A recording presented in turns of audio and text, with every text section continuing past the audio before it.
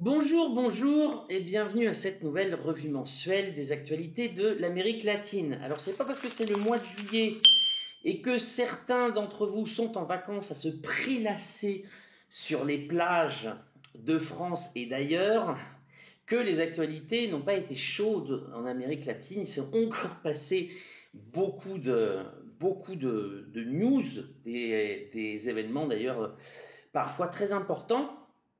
Et nous allons évidemment décortiquer tout ça, analyser sur plusieurs pays comme Cuba, comme le Brésil, avec le sommet des BRICS qui a eu lieu au Brésil au début du mois de juillet, la Colombie, le Venezuela, le Salvador aussi, etc. etc. Vous allez voir, l'actualité est très riche. On va passer une revue de tous ces événements. Alors, j'en profite, puisque la dernière fois, que j'ai fait une vidéo, j'annonçais la conférence anniversaire du site lesdeuxrives.info. Ça s'est très bien passé, c'était super. Il y a eu beaucoup de monde à Bordeaux, donc encore merci aussi à l'équipe de FAL33, à Gloria et ses acolytes pour nous avoir accueillis et aidés dans cette tâche. La vidéo, nous avons filmé, la vidéo sera prête un petit peu plus tard, voilà, le temps de la monter et vous pourrez avoir les résultats de cette conférence, l'Amérique latine entre Israël et la Palestine. Alors, on commence tout de suite par Cuba. Ça fait longtemps que vous m'avez demandé dans les commentaires de parler de Cuba. J'ai eu deux demandes, Cuba et Haïti. On fera Haïti le mois prochain. Mais Cuba, c'était important. Et pourquoi? Parce que durant ce mois de juillet, il y a eu la 10e réunion plénière du comité central de Cuba. Et je vais vous lire d'entrée de jeu pour que vous voyez un peu la période, non, une déclaration de Roberto Morales, qui était un membre du bureau politique et secrétaire de l'organisation au comité central. Roberto Morales nous dit « Cuba traverse l'une des périodes les plus complexes de son histoire. Les pénuries, les contraintes et les tentatives de découragement frappent aux portes et touchent les consciences. Mais il réaffirme aussi que le socialisme cubain est la voie à suivre et l'unité notre force. » Donc, je répète quand même la phrase. Cuba traverse l'une des périodes les plus complexes de son histoire. L'histoire de Cuba, elle est longue. Hein, depuis les premières... je dirais presque les premiers combats pour l'indépendance, jusqu'à la révolution cubaine, les dictatures et la période spéciale. Donc les paroles, évidemment, sont bien choisies. Alors, qu'est-ce qui se passe à Cuba? Cuba, on s'en rappelle, durant la période du Covid, avait décidé d'opérer un changement monétaire. Cuba avait deux monnaies, hein, le peso cubain et puis un peso convertible qui était aligné sur le dollar et qui créait, on va dire, certains problèmes monétaires et en tout cas aussi de grandes inégalités, puisque ceux qui avaient accès aux coupes, évidemment, il y avait des disparités, par exemple, entre un médecin et quelqu'un qui pouvait travailler dans le tourisme, qui recevait des pourboires, etc., etc. Donc Cuba a mis fin à cela en sachant que de toute façon ça allait provoquer de l'inflation. Et le problème aussi qu'il y a eu, c'est qu'ils ont fait ça en 2021, en janvier 2021, et que Cuba n'avait pas encore réouvert les frontières pour profiter de la manne des devises que lui apporte son industrie touristique. Ce qui a créé une situation très complexe, qui évidemment, parce que ça c'est la première des crises économiques, c'est le blocus. Donc cette situation complexe interfère dans le blocus des États-Unis depuis 60 ans contre l'île. Ça c'est évidemment, il faut le rappeler à chaque fois, parce qu'il n'y aurait pas le blocus des États-Unis, non, blocus alors qu'il n'est pas seulement un état de siège des États-Unis, c'est empêcher tous les autres pays du globe de commercer avec Cuba. Donc, cette situation a rajouté de la complexité. L'industrie touristique de Cuba, non seulement a été inopérante pendant 2 ans, c'est une des principales sources de revenus, mais en plus de ça, pendant ce temps-là, il y a d'autres pays de la région qui, eux, ont boosté leur industrie touristique. Et les mouvements dans l'industrie touristique ont bougé. C'est-à-dire que Cuba était une grande destination touristique dans les Caraïbes. Aujourd'hui, elle ne l'est plus. Elle s'est fait doubler notamment par la République dominicaine. La République dominicaine, c'est le deuxième pays en termes de réception de touristes, derrière le Mexique, et devant la Colombie et le Brésil. La Colombie aussi a beaucoup boosté son industrie touristique. Il y a des bateaux de croisière qui arrivent à Carthagène, bon, sans parler de l'industrie. Donc, dans les Caraïbes, Cuba, on va dire aussi, s'est fait doubler là-dessus. Et puis, deuxième point, très important, Cuba connaît aussi une crise énergétique.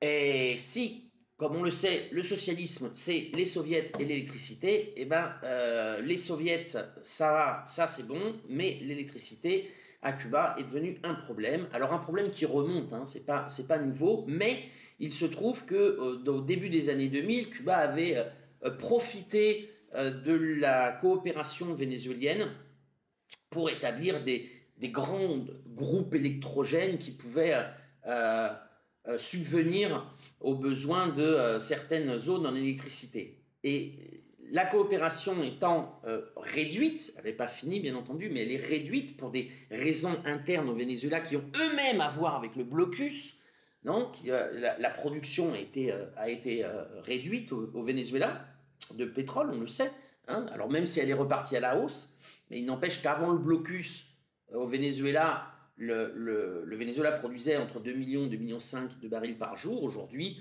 c'est autour de 700 000, 800 000 barils par jour. Donc évidemment, ça affecte en collatéral les besoins énergétiques de l'île cubaine. Voilà. Et donc ça pose aussi des problèmes parce que quand il n'y a pas suffisamment d'électricité, ça pose des problèmes dans toute l'industrie, hein. Ça pose des problèmes dans le tourisme quand il y a des coupures d'électricité. Il n'y a pas assez, évidemment, donc on l'a dit, d'essence, ce qui pose des problèmes de transport, évidemment, ça joue sur le tourisme aussi, etc., etc. Donc Cuba, effectivement, traverse une crise qui a été évidemment renforcée par Donald Trump, hein, qui, une nouvelle fois, a mis Cuba sur la liste des pays parrains du terrorisme, ce qui est une vaste bêtise, mais qui évidemment renforce ou éloigne certains investisseurs. Alors, plusieurs jours après la réunion plénière du comité central, le président Diaz-Canel, à l'Assemblée nationale, lors d'une réunion de la Commission pour la jeunesse, l'enfance et l'égalité du droit des femmes, a remis une couche, je dirais, a poursuivi dans la même veine, en déclarant, alors là je lis encore, donc c'est Diaz-Canel, président, hein, de Cuba, la révolution n'a pas à avoir honte des problèmes, car elle a démontré de manière irréfutable qu'elle avait une véritable vocation humaniste pour affronter et résoudre les problèmes. Mais nous les résolvons bien lorsque nous les affrontons. Et pour les affronter et les résoudre et les traiter, il faut les reconnaître. Lorsque nous reconnaissons honnêtement ce qui nous arrive et que nous voulons résoudre les problèmes avec un sens de la justice sociale, nous trouvons des solutions. Tout ne se résout pas d'un seul coup, car nous sommes au milieu d'une situation complexe, mais nous progressons chaque jour dans la résolution de ces problèmes. Voilà. Alors, je voulais juste vous citer à la fois le président de Cuba et le membre du bureau politique du comité central du Parti communiste, parce que on reconnaît qu'il y a des problèmes. On ne fait pas l'autruche, ça change de certains pays, hein, vous mettrez dans les commentaires les pays que vous semblez viser, mais toujours est-il que, évidemment, Cuba traverse une mauvaise période et essaie de la résoudre de manière politique et essaie de la résoudre de manière en participative, en incluant les larges secteurs de la population. Il y a eu aussi une crise politique et sociale, on va dire, avec l'augmentation des tarifs de l'Internet qui a suscité des mouvements de protestation, des critiques à l'intérieur et évidemment à l'extérieur de l'île. Alors à l'extérieur de l'île, évidemment, avec des fins déstabilisatrices. À l'intérieur, c'est un problème. Le gouvernement le traite avec la population. Et c'est la même chose pour essayer de sortir de la situation complexe dans laquelle Cuba se trouve. Alors, vous vous rappelez aussi que Cuba est rentré dans les BRICS l'année dernière, lors du sommet de Kazan, et par cette rentrée dans les BRICS, il y a un renforcement, alors, de la collaboration de la Russie avec Cuba, mais surtout de la Chine. La Chine a renforcé sa collaboration avec Cuba. Rien qu'en 2025, la Chine a financé 55 parcs solaires. Alors, chacun étant conçu pour produire environ 21 MW et alimenter un plan plus vaste de 92 installations qui totaliseront 2000 MW d'ici 2028. Donc la Chine travaille avec Cuba à résoudre le problème de l'électricité sur l'île, qui évidemment résoudra les autres problèmes économiques.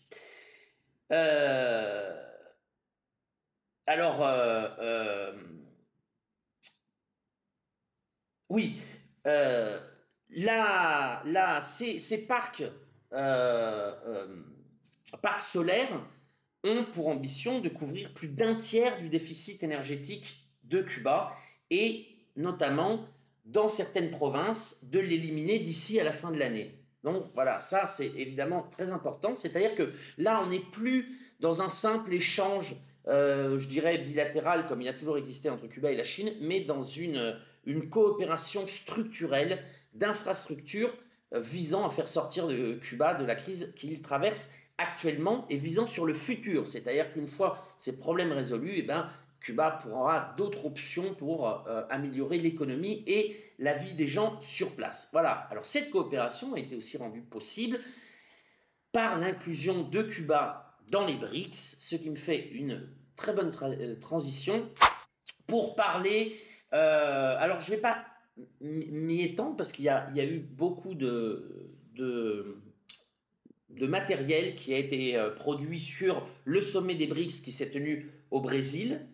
Je l'inclus parce que évidemment il s'est tenu dans un pays latino-américain et qu'on aborde ainsi le chapitre du Brésil qui, vous allez voir, est aussi sympathique. Mais il faut quand même rappeler donc, que ce sommet a été le lieu pour continuer en tout cas de parler de l'approfondissement de l'architecture financière des BRICS.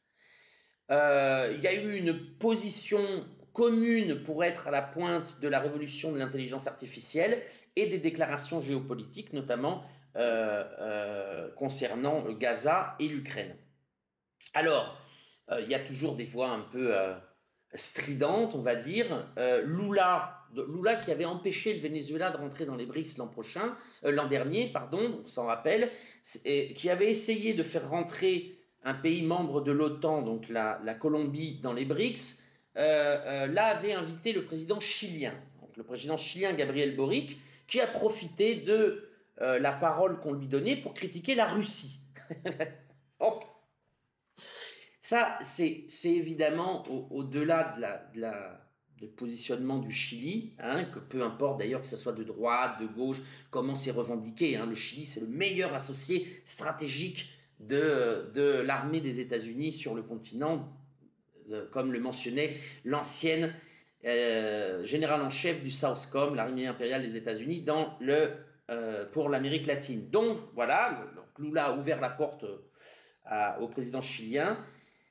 Et c'est très latino-américain, c'est-à-dire que dans cet effort des États-Unis qui se voit dépassé par le monde multipolaire naissant et qui du coup essaie de reconcentrer son emprise sur l'Occident collectif, c'est-à-dire l'Union européenne, on l'a vu avec les accords signés par von der Leyen récemment, mais aussi Nouvelle-Zélande, Australie, Canada, Corée du Sud, Japon, et puis en Amérique latine, ça dépend, on va dire, des présidents. C'est un pays qui n'a pas du tout fini son processus de décolonisation, et donc lorsque vous avez certains présidents complètement convaincus qu'ils sont eux-mêmes et leur pays membres du camp occidental, on a ce genre de réaction comme Boric. Alors il n'est pas le seul, hein, toute l'extrême droite latino-américaine est sur les mêmes positions.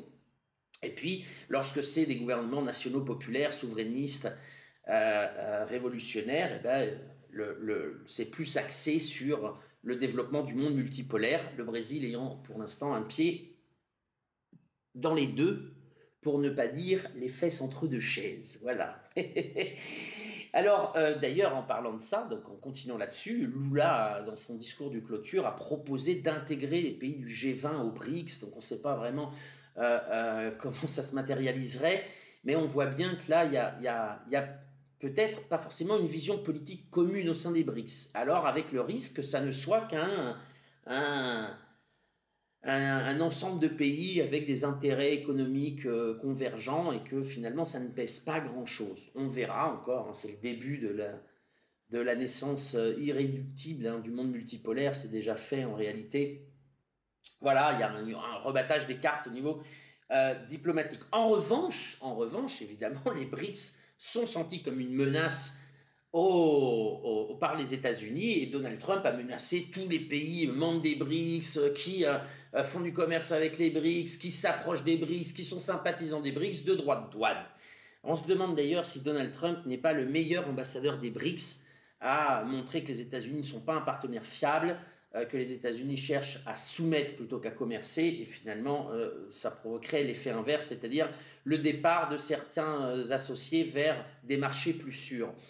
Alors, puisqu'on est au Brésil et qu'on parle de Donald Trump, on va y rester, puisque Trump a donc déclaré des droits de douane de 50% sur certains produits en raison du procès contre Bolsonaro et des restrictions contre le réseau social X. Alors, Donald Trump pensait peut-être que le Brésil, c'est l'Union européenne ou la France de Macron, c'est-à-dire qu'immédiatement, ça allait mettre, et que Bolsonaro, la justice, allait arrêter son procès contre Bolsonaro, qui est poursuivi donc pour tentative de coup d'État, et allait éviter que X se soumette à certaines règles souveraines émises par l'Assemblée brésilienne. Alors évidemment non, hein, le Brésil est un pays digne, est un pays souverain. La réponse de Lula a été immédiatement très ferme. Hein. Le Brésil est un pays souverain avec des institutions indépendantes qui ne sera jamais mis sous tutelle par personne. Alors on rappelle que les ennuis de M. Bolsonaro viennent de la tentative du coup d'État parce qu'il n'avait pas accepté sa défaite contre Lula et que le pouvoir exécutif n'est en rien dans la poursuite judiciaire.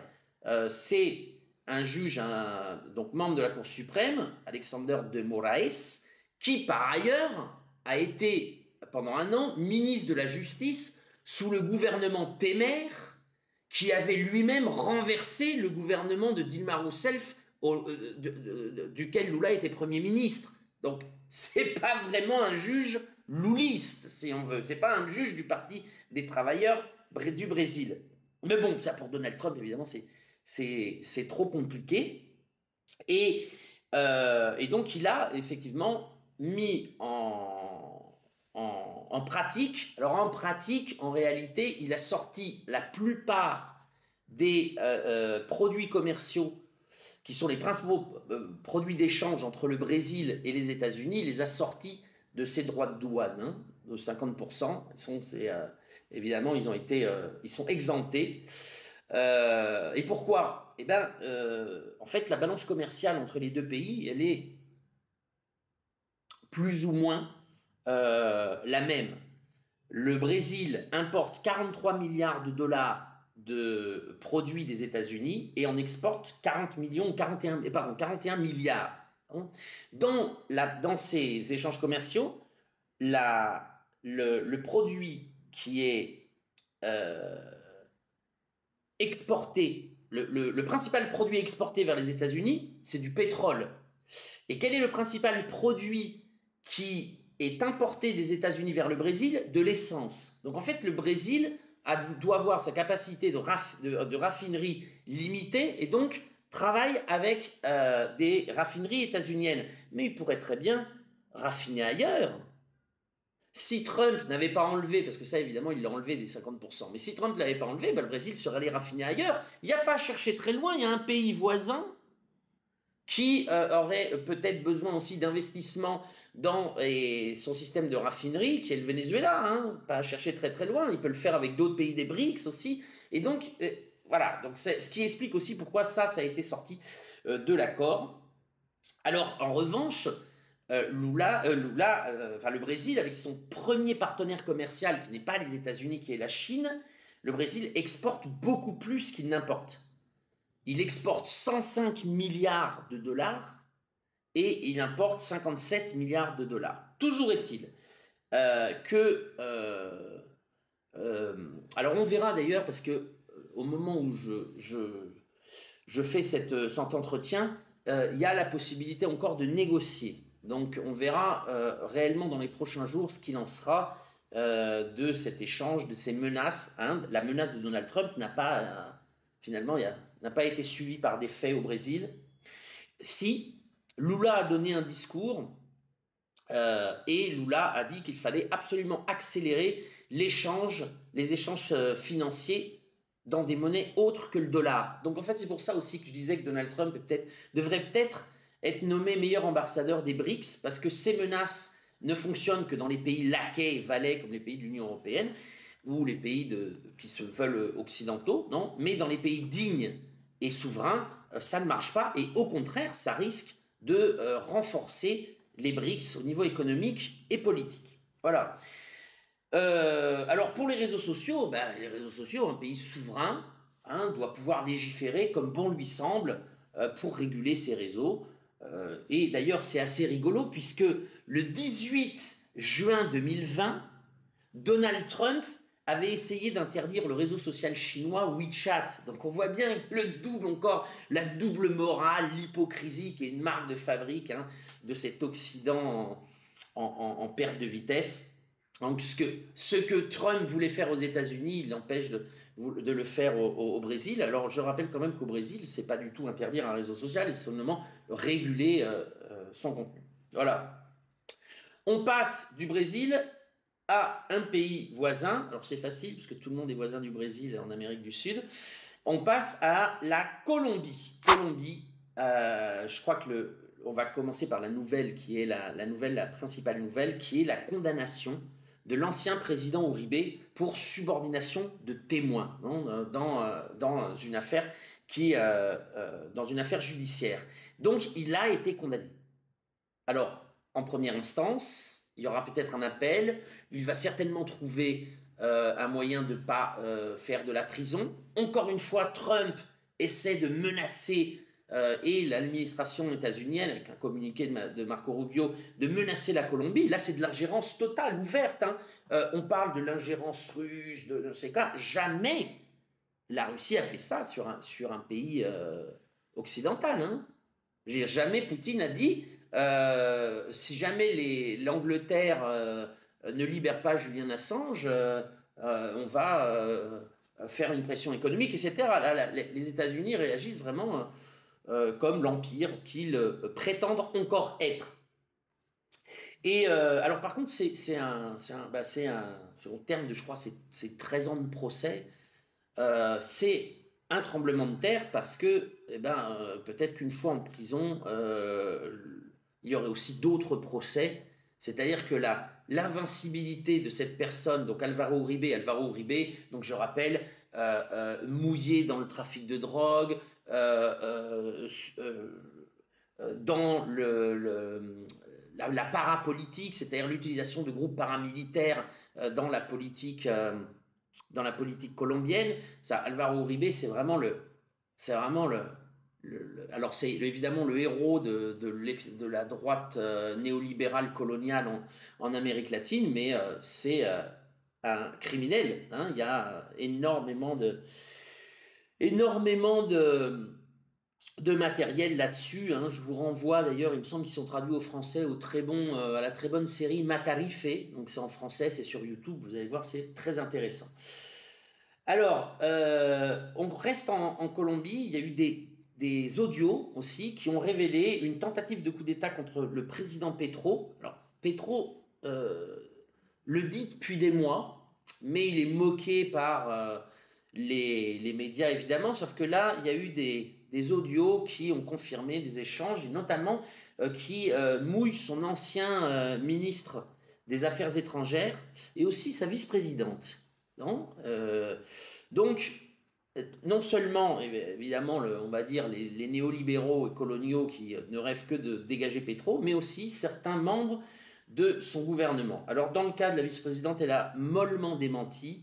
Alors ça, c'est une déception, cette personne. Donc, c'est une personne qui a été financée durant très longtemps, et même en tant que vice-président par Georges Soros et ses ONG, et qui, évidemment, est très loin de la volonté de transformation radicale de la Colombie mise en place par Gustavo Petro. Elle a un poste de ministère où elle n'a rien fait, absolument. Le bilan est désastreux, et quand on l'a accusée d'avoir ce bilan désastreux, elle a mis la faute sur l'esclavage et le racisme. Comprenne qui pourra. Voilà. Alors, en Colombie, je ne peux pas ne pas mentionner aussi, ça s'est passé donc au mois de juillet, le sommet sur Gaza qui a été convoqué par le gouvernement Petro. C'est là Petro était à la pointe de la critique du génocide à Gaza depuis le début. Il a une position très claire, très radicale sur le sujet. Vous verrez aussi pourquoi les Colombiens connaissent bien, on va dire, les agissements d'Israël, parce qu'Israël a agi en Colombie, a armé, formé les paramilitaires. Indirectement, Israël est responsable de massacres aussi en Colombie. Vous verrez ça sur la vidéo de la conférence l'Amérique latine entre Israël et la Palestine qu'on mettra plus tard. C'est très, très important.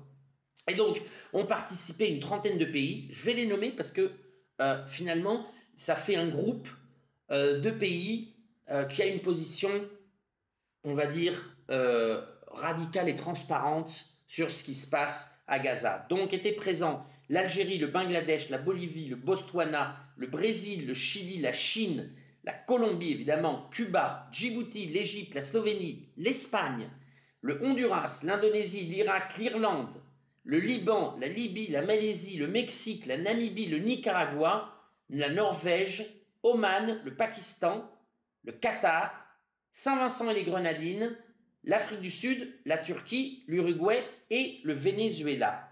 Voilà. Donc on voit quand même que pour l'Amérique latine, il y a quand même plusieurs pays, la Bolivie, le Brésil, la Colombie, Cuba, le Nicaragua, le Venezuela, évidemment les pays révolutionnaires. Alors la France brille évidemment par son absence, encore qu'il faut noter la présence à ce congrès de l'eurodéputée française Rima Hassan. Voilà. Juste donc, parce que de ce sommet est sortie une déclaration contraignante, à la différence de cette espèce d'écran de fumée monté par une partie des pays occidentaux ces derniers jours, qui finalement n'aboutit à rien ou seulement à critiquer timidement Israël. Alors, dans la déclaration finale est nommé donc empêcher la fourniture ou le transfert d'armes, de munitions, de carburant, d'équipements militaires et de blé à un double gaz à Israël, empêcher le transit, l'accostage et l'entretien des navires dans tout port relevant de notre juridiction territoriale, et entamer un examen urgent de tous les contrats publics afin d'empêcher les institutions publiques et les fonds publics de soutenir l'occupation illégale par Israël du territoire palestinien, respecter nos obligations de garantir la responsabilité pour les crimes les plus graves au regard du droit international par le biais d'enquêtes et de poursuites solides, soutenir les mandats de compétences universelles afin de garantir la justice pour toutes les victimes et la prévention de crimes futurs dans le territoire palestinien occupé. Ça rigole pas, et c'est quand même 30 pays qui ont signé ça, donc c'est le groupe de La Haye, comme il se nomme. Et donc, ça crée un poids non négligeable dans le concert des nations qui a une position claire et tranchée sur le génocide en cours à Gaza. De la Colombie, on passe au Pérou. Alors, le Pérou vient de passer partenaire niveau 2 de l'OTAN. Alors, il n'y a pas beaucoup de pays qui ont cette particularité.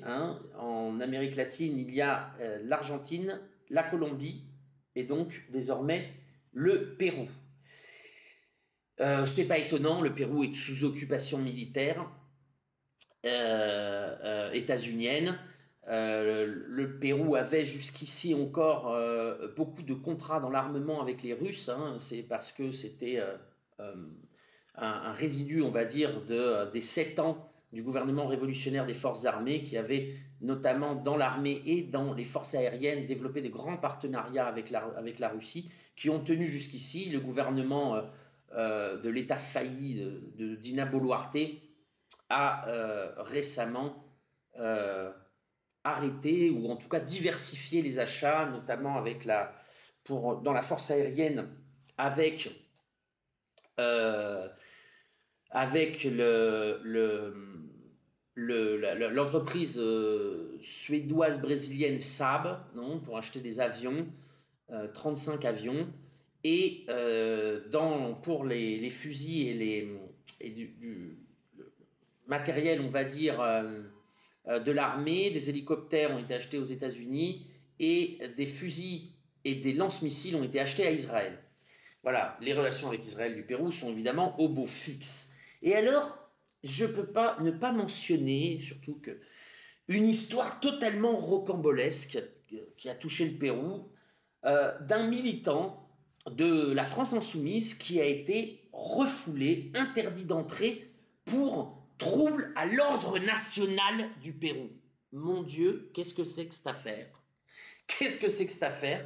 Eh bien, on va appeler le militant en question, il s'appelle Clément Evans, hein, militant insoumis de Paris, qui va nous raconter un peu cette affaire totalement rocambolesque. Merci beaucoup pour l'appel, l'invitation.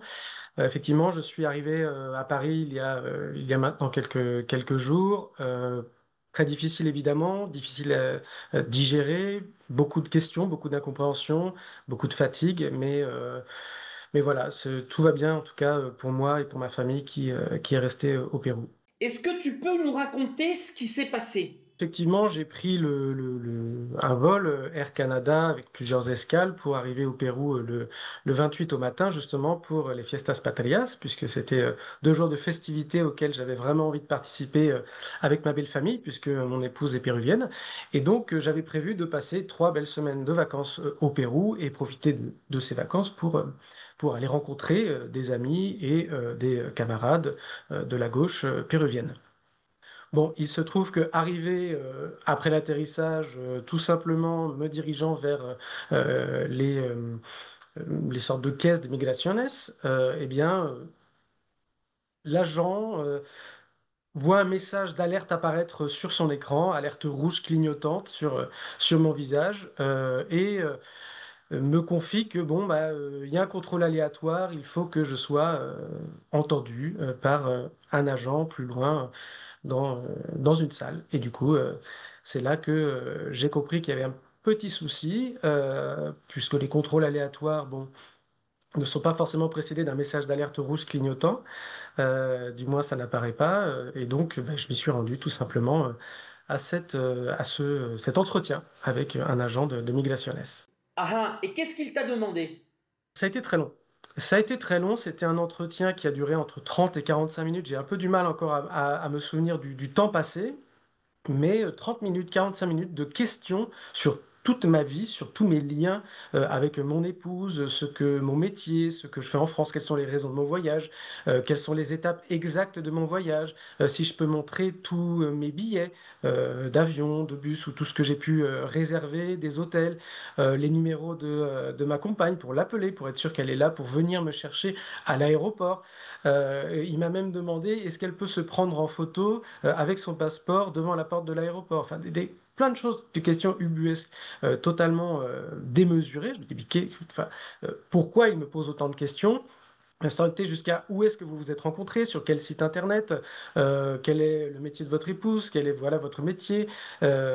Expliquez-moi clairement ce que c'est qu'être collaborateur parlementaire, qu'est-ce que vous faites de vos journées. Enfin, c'était des questions ultra précises pendant 45 minutes où il m'a demandé le maximum de preuves jusqu'à mon livret de famille, puisqu'on est marié en France mais pas forcément reconnu au Pérou. Bon, ça encore, je me suis dit, je vais lui montrer. Donc, je lui ai montré comme ça plein de tout ce qu'il fallait pour tout simplement entrer sur le territoire. Et puis ça s'est arrêté là et j'ai attendu après pendant 1 heure le verdict. Ouais, et alors le verdict, c'était retour à la case départ, Et non? retour à l'envoyeur. Effectivement, une dame fort agréable me confie tout simplement que je ne peux être admis au Pérou pour des raisons de sécurité nationale, d'ordre interne et d'ordre public, et donc que je suis considéré par l'État péruvien comme une personne à risque. Voilà, tout simplement. Alors au début, j'étais totalement abasourdi. Je me dis, bah, attendez, qu'est-ce qui se passe? Pourquoi? Quelles sont les raisons qui ont motivé cette décision? Et elle me confie, alors visiblement, selon nos informations, vous auriez des antécédents judiciaires en 2010 et en 2019 en France. Alors là, je tombe des nues. Évidemment, mon casier judiciaire est vierge. Je l'ai même téléchargé pour leur montrer.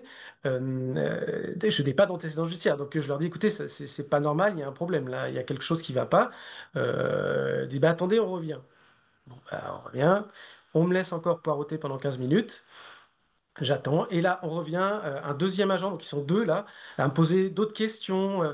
Mais attendez, qu'est-ce que vous faites au Pérou? Est-ce que vous êtes sûr de faire que ça? Je dis, bah écoutez, non, j'ai prévu d'aller rencontrer des amis, surtout que j'avais dit au précédent agent que j'avais prévu de rencontrer des amis, des gens que je connais, de la gauche péruvienne, puisque j'entretiens des relations privilégiées avec ces personnes-là. Il me dit, qui c'est qui? Eh bah, Veronica Mendoza, Margot Palacios, et voilà. Je dis tout simplement des noms tout à fait ordinaires, en tout cas des personnes tout à fait respectables. Et donc cette deuxième personne, donc, ensuite vient me demander, mais et du coup vous avez des rendez-vous, qu'est-ce que vous avez prévu de faire? Et je leur dis non mais attendez, dans le cadre privé, je rencontre un peu qui je veux. Et surtout, moi je suis désolé, je suis totalement contre les motifs que vous donnez d'antécédents judiciaires. Et là la dame a dit oui, bon c'est pas forcément des antécédents judiciaires, mais vous auriez des antécédents, des plaintes. J'ai dit, mais de quoi cette histoire? Je serais au courant si j'avais des plaintes à mon encontre. En tout cas, un procureur m'aurait appelé en 2010 ou en 2019, j'imagine. En tout cas, bon, j'ai jamais été inquiété. Donc c'est pour ça que moi vraiment là j'étais totalement abasourdi. J'ai appelé le consulat qui a été formidable, qui m'a accompagné. Le consulat a essayé de changer les choses, essayer de voir ce qui pouvait se passer et rien à faire. Leur décision est souveraine. J'étais en contact aussi avec un ami avocat péruvien qui m'a bien expliqué que leur décision administrative ne peut pas être interjetée en appel sur le moment. C'est une décision souveraine. Donc je ne devais qu'obéir, retourner en France et ensuite, si je le souhaite, faire appel et donc entamer un parcours judiciaire ou administratif contre cette décision. Oui, enfin, c'est quand même assez délirant parce que les personnes que tu as mentionnées, c'est pas des terroristes ou des délinquants. L'une d'elles a été 2 fois candidate à l'élection présidentielle, l'autre est actuellement députée à l'Assemblée nationale. Alors tu nous disais que tu avais prévu de rencontrer le président Castillo dans sa cellule, mais ça non plus, c'est pas un délit. Et puis en plus, t'es pas le premier étranger à venir faire des rencontres politiques ou à essayer de voir Castillo dans sa prison. On pense évidemment à l'ancien candidat à la présidence du Chili, Marco Enriquez. On pense à cet eurodéputé espagnol qui est venu il y a récemment. Alors on pense aussi à Juan Grabois qui est la gauche du péronisme en Argentine et qui avait monté une, euh, une mission de vigilance des droits de l'homme pendant les grandes révoltes contre le coup d'État en décembre 2022, janvier 2023. Et alors, il se trouve que Juan Grabois n'en était pas à son coup d'essai, puisqu'il avait déjà fait ça en Colombie. Il avait fait ça en Bolivie pendant le coup d'État, il s'était fait expulser de Bolivie. Il avait fait ça en Équateur, ce genre de même mission. Et au Pérou, il était rentré sans aucun problème. Donc j'ai l'impression quand même, Clément, qu'il y a une sorte d'acharnement contre toi. Est-ce que tu sais pourquoi? Est-ce que tu as des pistes, des indices? Non, alors écoute, pour le moment, après plusieurs jours de recul, je n'arrive toujours pas à comprendre qu'est-ce qui a bien pu motiver l'État péruvien pour me considérer comme une personne à risque. Effectivement, j'avais prévu de rencontrer Veronica Mendoza, le parti Nuevo Perú. J'étais en contact évidemment avec Margot Palacios, qui est une indépendante au sein du Congrès péruvien, mais qui est une opposante à Dina Boluarte. Donc j'avais prévu de la rencontrer. J'ai été également en contact avec Roberto Sanchez de Juntos por el Perú. J'étais également en contact avec avec des équipes pour rencontrer Pedro Castillo et Betsy Chavez qui faisaient une grève de la faim. En tout cas, c'était terminé le jour de mon expulsion, mais en tout cas, voilà, il y avait des atteintes aux droits humains, aux droits de la défense, et comme une des techniques de lawfare pour contraindre ces personnes à rester en prison. Et du coup, tout simplement, en tant que militant des droits de l'homme, et donc j'étais missionné par la France Insoumise avec Sofia Chikirou, pour accepter cette rencontre qui m'avait été proposée par des camarades péruviens. Alors, euh, quand même, je crois que c'est important aussi de rappeler que tu es l'assistante parlementaire donc de la députée de LFI, Gabrielle Catala, qui était une des passagères de la flottille de la liberté du Handala et qui avait été arrêtée illégalement par les forces de défense israéliennes la veille de ton arrivée au Pérou. Penses-tu qu'il pourrait y avoir un lien de cause à effet, en sachant que le Pérou entretient d'excellentes relations avec Israël et que 15 jours avant ton arrivée et puis ton expulsion, le pays avait acheté des systèmes de lance-missiles à une entreprise israélienne. Y aurait-il, tu penses, un indice qui expliquerait ton expulsion et que nous n'avons et qui expliquerait aussi ce que nous n'avons pas réussi à comprendre jusqu'à maintenant? Comme tu dis, c'est inexplicable. Alors effectivement, il y a ce volet-là de mon engagement politique, puisque je suis un défenseur actuellement de la lutte contre le génocide en Palestine, contre la colonisation de la Cisjordanie, les massacres qui ont lieu à Gaza et la famine orchestrée par l'État d'Israël. Donc je le condamne publiquement en tant que militant politique de la France Insoumise, mais également en tant que collaborateur parlementaire de la députée Gabrielle Catala, qui était sur la flottille de la liberté, le Handala, et donc qui a été arraisonné le 26, le samedi 26 juillet, soit un jour avant, en tout cas dans la nuit qui précédait mon départ pour le Pérou.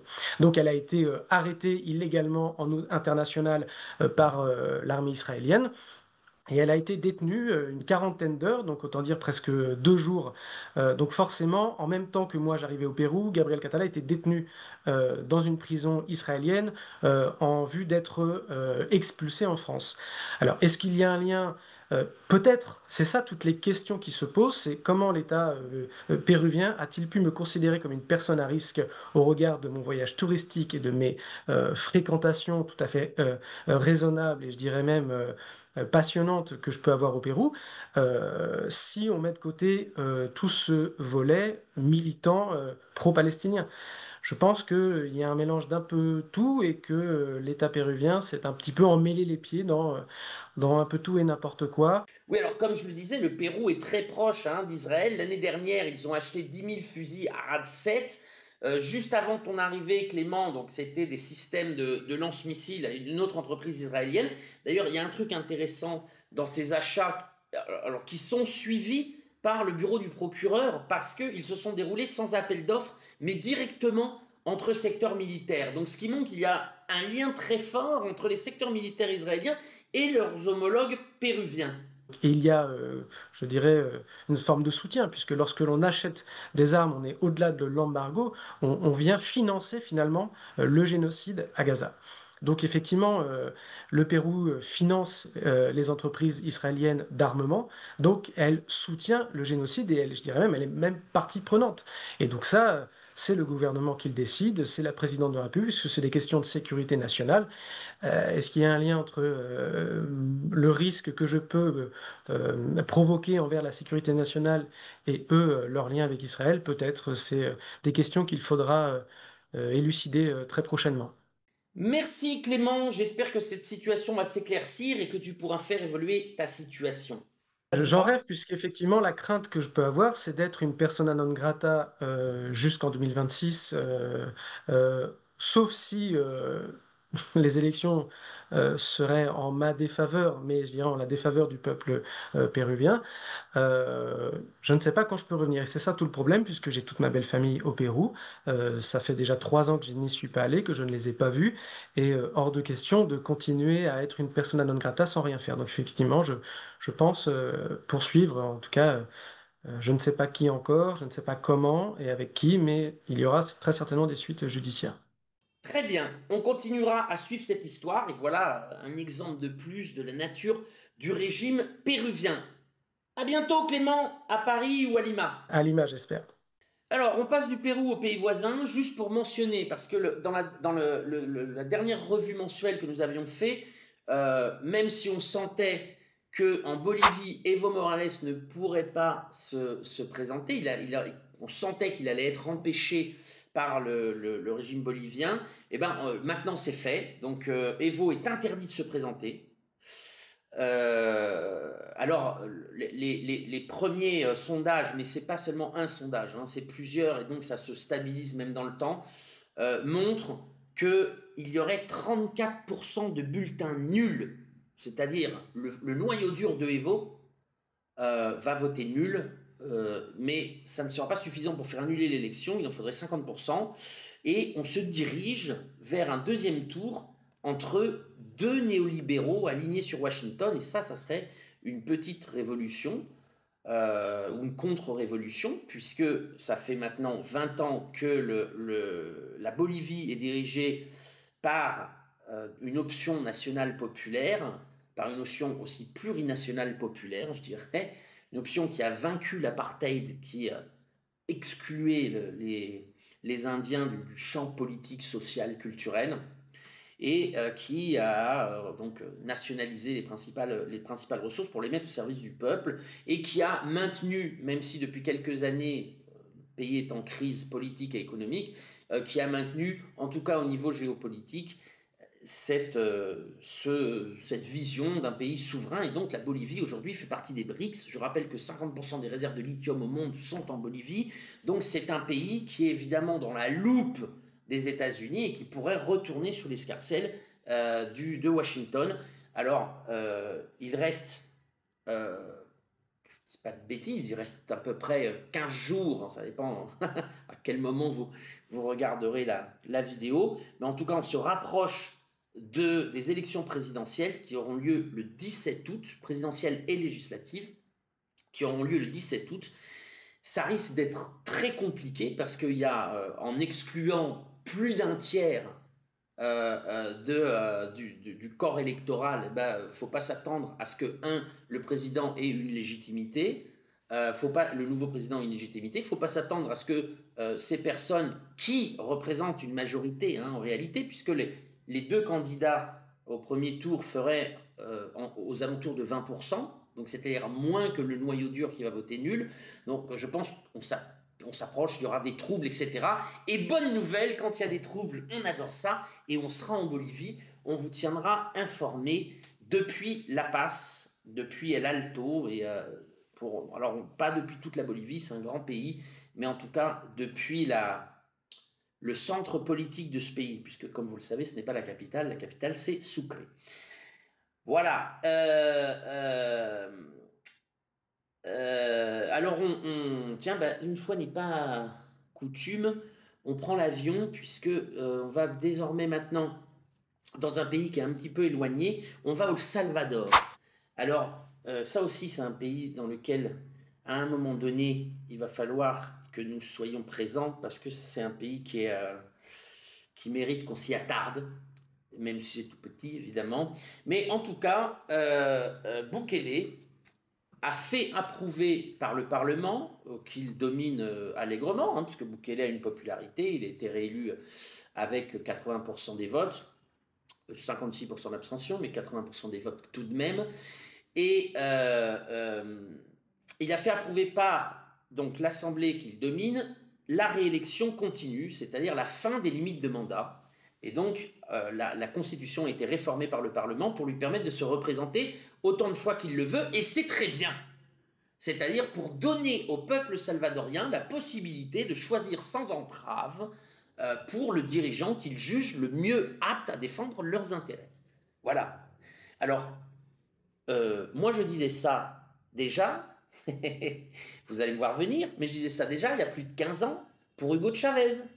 Je le disais aussi en 2015 quand Correa a fait exactement la même chose que fait M. Bukele aujourd'hui. Je suis d'accord avec M. Bukele, mais je suis d'accord aussi avec Rafael Correa et Hugo Chavez. Pourquoi je dis ça? Parce qu'évidemment, vous n'avez pas vu dans vos journaux une révolte médiatique en traitant le dirigeant de dictateur, de je sais pas, etc. Lorsque c'était le cas de M. Chavez ou de M. Correa en Équateur, c'était le cas.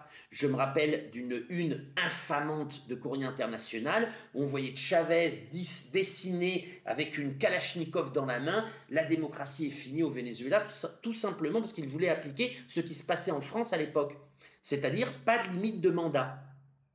Voilà. Et d'ailleurs, encore une fois, on voit bien l'immense hypocrisie, le deux poids deux mesures de cet Occident dégénéré, puisque personne, mais aucun média ne reproche à M. Netanyahou de diriger Israël depuis 19 ans. Personne ne reprochait à Merkel d'avoir dirigé l'Allemagne, d'avoir été élu. M. Netanyahou était élu aussi, pendant 14 ans. Personne n'a reproché à Felipe González et François Mitterrand d'avoir dirigé leurs pays respectifs, la France et l'Espagne, durant 14 ans, etc., etc., etc. C'est au peuple de trancher lorsqu'il ne veut plus d'un dirigeant. Et ce n'est pas une loi qui doit empêcher le renouvellement, la continuité des mandats. Voilà. Ceci étant dit, bonne chance à M. Bukele, qui vient quand même d'être élu pour se présenter pour un prochain mandat. Il est jeune. Et puis peut-être d'ailleurs que le peuple salvadorien décidera de ne pas le reconduire, parce que, et s'il est vrai que M. Bukele a éliminé l'insécurité au Salvador, il doit désormais attaquer le volet social, économique et social, et là je peux vous dire que c'est une autre paire de manches, parce que le Salvador est un des pays les plus pauvres d'Amérique latine, et où la population est la plus miséreuse. Donc peut-être qu'à un moment donné, la population ne sera plus d'accord avec M. Bukele et décidera de passer à autre chose. Voilà. Ceci étant fait, on va au Venezuela. Bon, on va se garder le Venezuela pour la fin. On va aller en Argentine très rapidement. Milei poursuit son entreprise donc de casse de tous les services publics et nationaux argentins. Et donc, désormais, il s'agit de Aguas y Saneamientos Argentinos, donc l'eau, les services de l'eau qui fournissent Buenos Aires et sa grande banlieue, une grande partie de la population argentine, et donc qui va être privatisé. Voilà. Alors je vois des chiffres, j'ai vu un chiffre, par exemple, colporté par des partisans de la casse intégrale de l'État et de l'implication du modèle libertarien de M. Milei. Alors on voit ce que ça donne quand même, le modèle libertarien de M. Milei. Pour voir ce que ça donne, il faut regarder le Pérou. Ça a été fait il y a 30 ans, c'est un désastre. Bon, voilà. Et donc je vois quand même des personnes qui soutiennent que l'UNICEF a dit que 1,7 million d'enfants avaient été sortis de la pauvreté par le gouvernement Milei. Oui, mais quand on lit un rapport, il faut le lire jusqu'au bout. Parce que le même rapport dit qu'il y a 10 millions d'enfants en Argentine qui ne mangent pas à leur faim. Donc voilà, je pense que même s'il est tôt de juger sur la transformation d'un modèle comme celui-là, puisque là, on passe vraiment d'un modèle d'État-providence, même en crise, mais d'État-providence à un modèle d'absence de l'État, de casse totale de l'État. Alors, c'est jamais cassé pour personne. Je veux dire, certains investisseurs, généralement étrangers, viennent acheter l'Argentine à la découpe.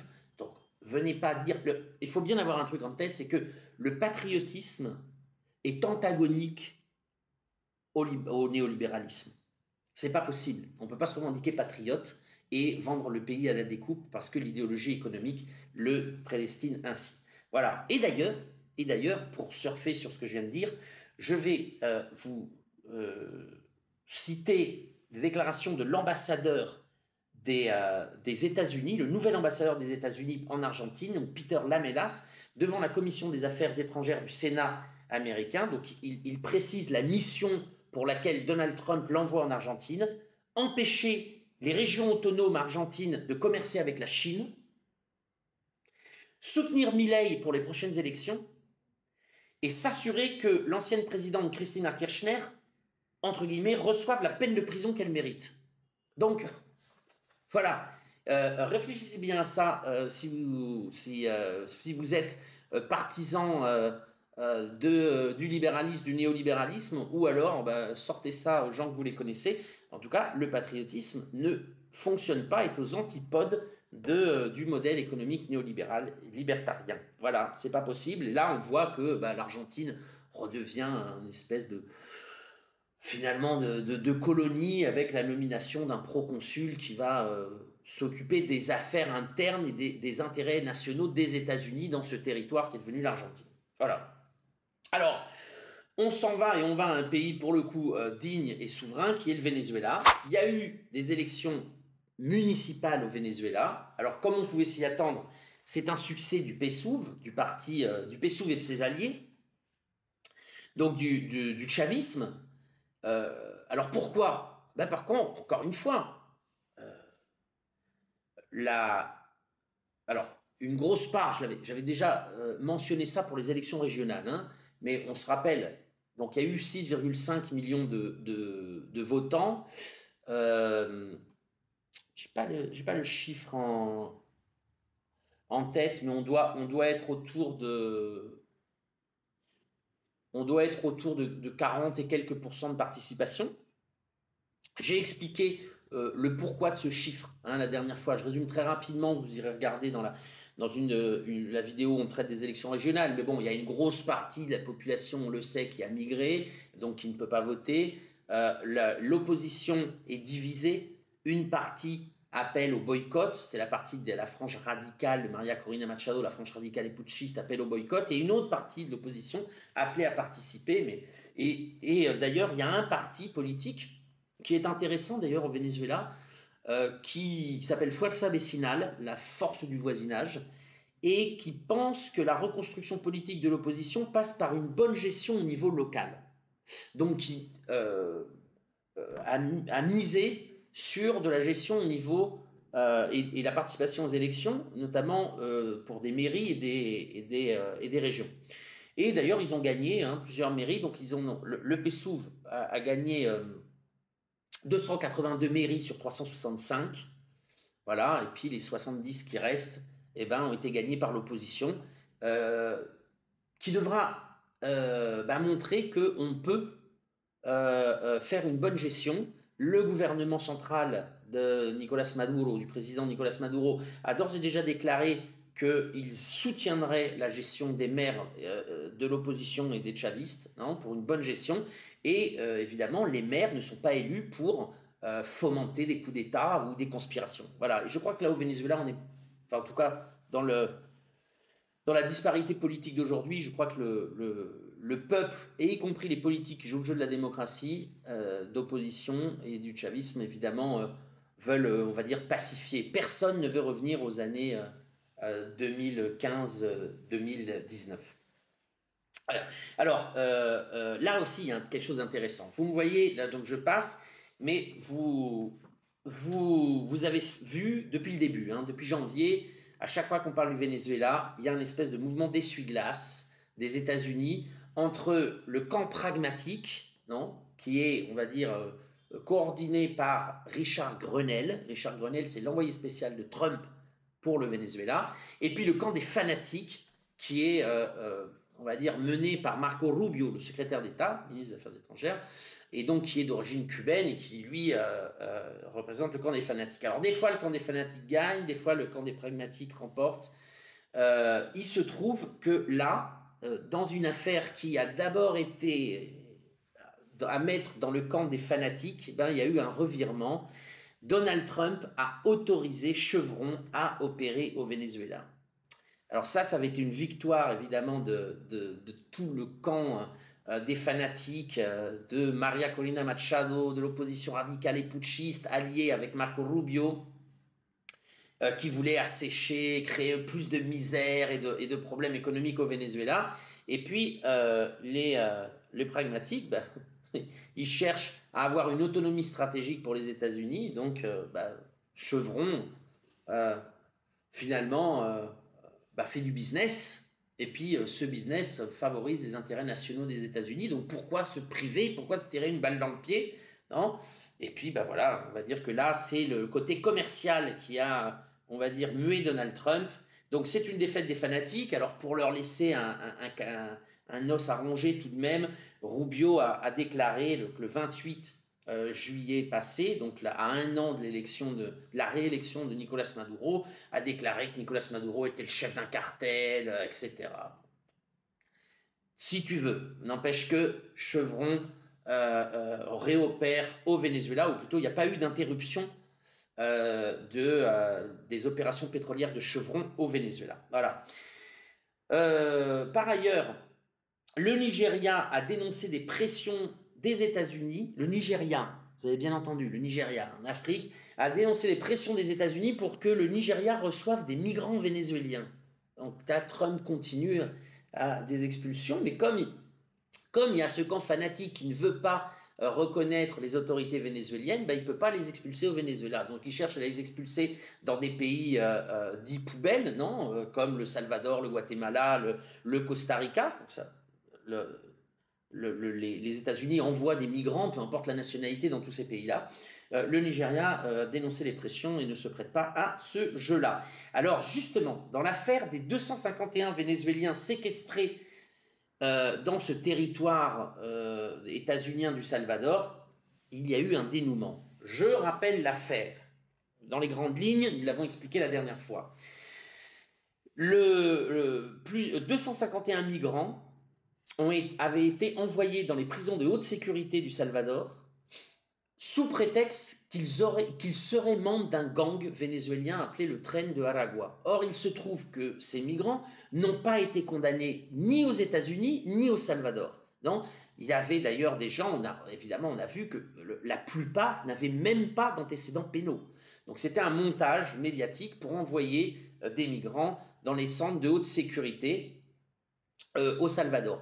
Et des prisons de haute sécurité au Salvador. Et le Bukele avait dit, nous échangerons ces migrants, donc ont été raptés et séquestrés, normalement, au pire des cas, ils auraient dû être expulsés. Nous échangerons ces migrants contre des prisonniers politiques du régime vénézuélien.